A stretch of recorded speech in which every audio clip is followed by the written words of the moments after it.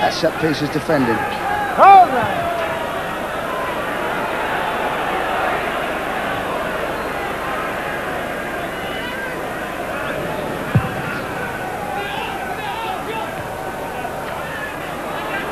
For anybody just coming in late, Liverpool lead by 1-0.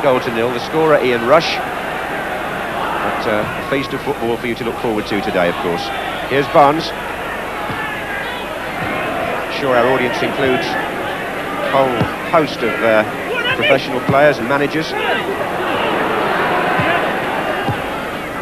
of whom have played a part on the road to Wembley in some shape or form, no doubt. Here's Palace with Barber. Looking for Bright, who'd pulled away from Hansen, but Burrows came in with a covering header. They're really sticking at it, John. I think they're working tremendously hard at Crystal Palace, and I think that really, if it just for that one moment, they still could have been this as a goalless draw. I just feel now that they've got to get a bit of joy, perhaps a goal before half-time, which will give them the real lift that they need. Yes, they did contribute to their own downfall a bit on the goal, because it was when Pardew gave the ball away to McMahon that there was no turning back then for Palace. The defence was split with one pass. Here's Beardsley. But Jeff Thomas is having a good match in midfield, number 8. Really leading the side well. In actual fact, the passing has been quite good today, Liverpool. Not quite as we expect, and they've been caught in possession quite a few times, owing to the fact that they're pressing the ball, Crystal Palace, very hard. Now Ian Rush, who we saw injured about 5 or 6 minutes ago, cannot carry on. So here's an unexpected change in the proceedings. Steve Staunton is going to come on. And the man who scored the goal by which Liverpool lead will play no further part in this semi-final. Disappointed Ian Rush. Perhaps we won't be seeing some more danger of Ian Rush after all. Free kick to Palace. O'Reilly's up there. Robillard comes out. Here's Jeff Thomas. But George Courtney has whistled. Now then, let's have a look at what Liverpool are going to do. Steve Staunton is wearing 14, and he's taken up a left-hand side position in midfield, and I think that means Barnes up front with Beardsley, don't you, Terry? Without a shadow of a doubt, yes. And he really was looking sharp today, Rush. And I think he was going to give him... They won't be sorry he's gone off, I shouldn't think. Well, John Barnes, of course, used to that central striking role. Indeed, he played there in midweek against Wimbledon when Beardsley was omitted. So, indeed, we'll watch that closely, because some people, of course, believe he might even be pushed up there for England. Matter of opinion. Here's Barnes again. McMahon looking for Beardsley. Richard Shaw's got to be quick here. He is.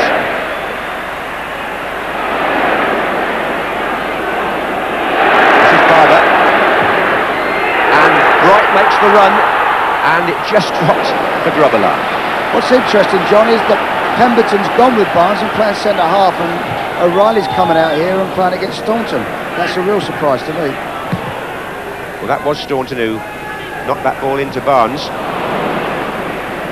And Ray Houghton's made a dangerous run from outside right, and Andy Thorne covered.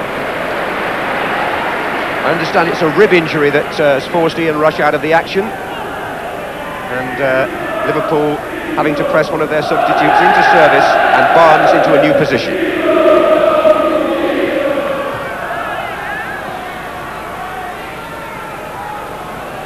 So 5 minutes left in the first half here at a sunbathed Villa Park, with the second part of our double bill to come up this afternoon. 3:30 kick-off at Main Road.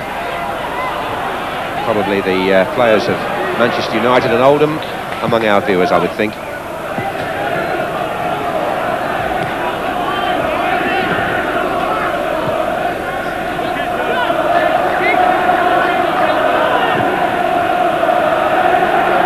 Right.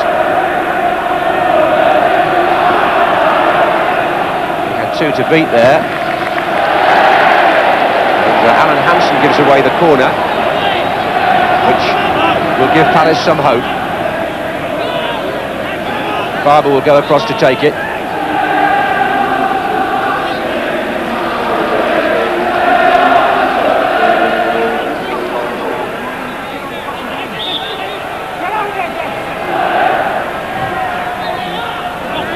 So Riley jumping, but Grobbelaar took it so cleanly.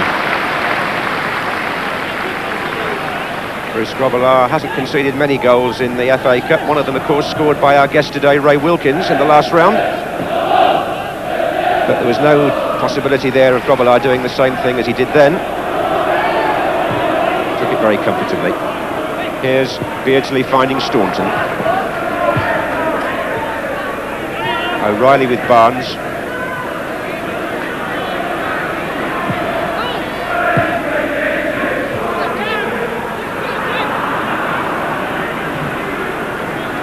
There's 4 minutes left in the first half. Liverpool lead 1-0.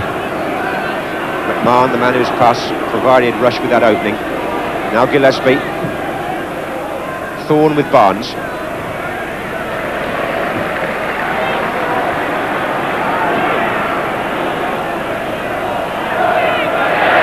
Barnes wandering across to the right now and causing Palace some concern.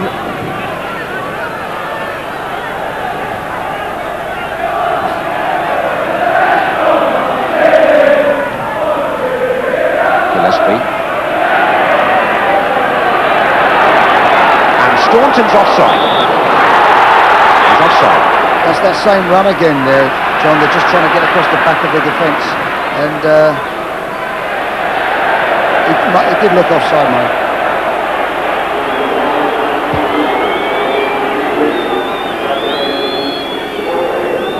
Liverpool aiming to reach the FA Cup final for the 4th time in 5 years under Kenny Dalglish's management.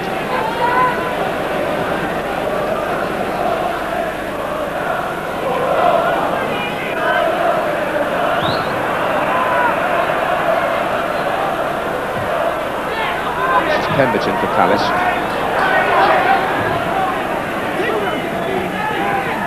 Andy Gray did that well. Thomas.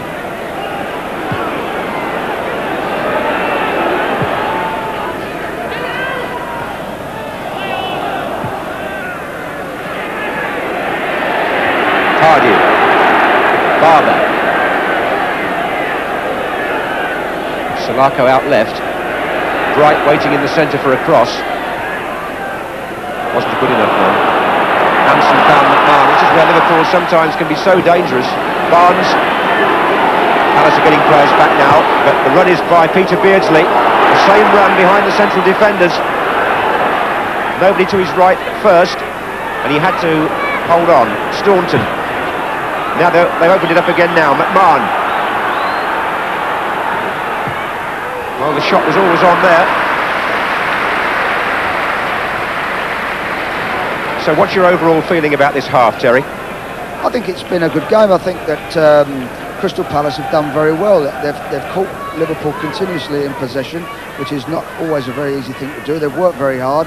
I think the 2 midfield players have competed against McMahon and Whelan very, very well. And Thorne has organised well at the back. But Liverpool lead 1-0. And although the man who scored the goal is off the pitch now injured, it's difficult in some circumstances to see Liverpool letting a game go when they have the chance to take a grip on it. We shall see. There's a minute left in the first half, so there is quite a long way to go. And as you rightly said, Terry, Palace haven't folded after that goal. They've had a decent share of the proceedings territorially. Here's Pardew. Thomas. Thorne. And Mark Bright's the target here. Hussein's header out, then Hansen. Appeals for handball against McMahon, but Palace had possession. Thorne. He's looking for Thomas. Barber. Against Houghton. Now it's Salako.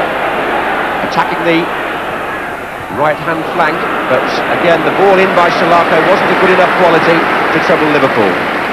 They seem to be getting, especially Salako, seems to be getting good crossing positions with space, and he doesn't seem to be able to clear the first defender. He's getting no height on his crosses at all. That's what's made it frustrating for Mark Bright, really, because he's been taking up a reasonable position in there, but that's right. Yeah.